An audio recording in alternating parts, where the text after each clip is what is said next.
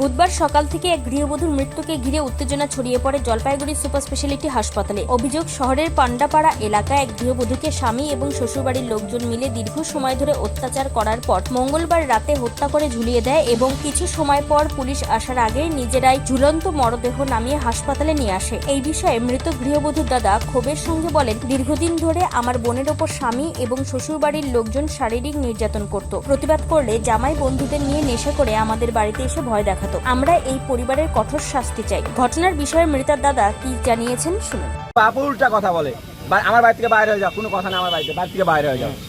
ও শাসনও করবো না, আমাদেরকে তাড়া দেয়। আমার বোনকে কালকে ওরা 2 দিন থেকে না খাওয়া রাখছে। পরশুদিন সন্ধ্যায় পিটাইছে, পাড়ার লোককে বলছি, পরশুদিন সন্ধ্যাবেলা পিটাইছে।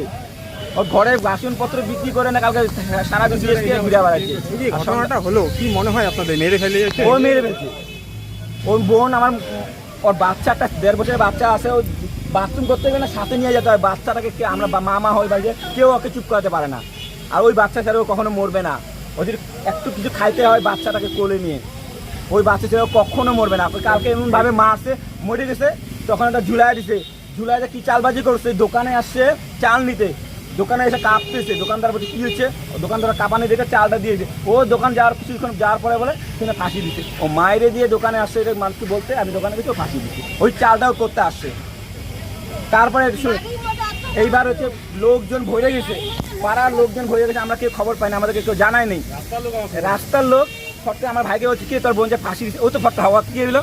তখন আর বন্ধু সাথে যা দেখতে সত্যি কি মিথ্যা, ওর বন্ধু যা দেখায় বোন ওখানে মারা গেছে।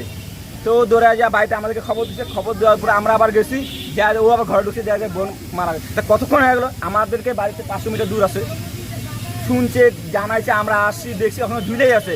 যখন আমরা বলছি তখন মারা গেছে, কথা বলে লাভ নেই, থানায় যেতে হবে।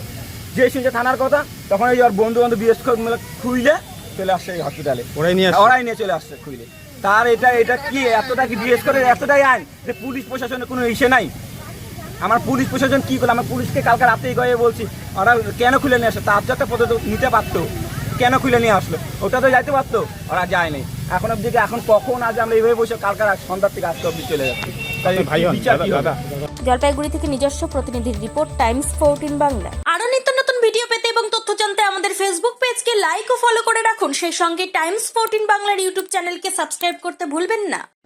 মুখের উজ্জ্বলতা হারিয়ে গেছে, স্পট পড়ে গেছে, ব্রণ ভর্তি, তাই আর দেরি না করে আজই আসুন রায়গঞ্জের চণ্ডীতলায় হেলথ প্লাস মাল্টি স্পেশালিটি ক্লিনিকে এবং এখানে পান অভিজ্ঞ ডাক্তার দ্বারা ফ্রি স্কিন টেস্ট। আরো বিস্তারিত জানতে যোগাযোগ করুন 9674895169 এই নম্বরে।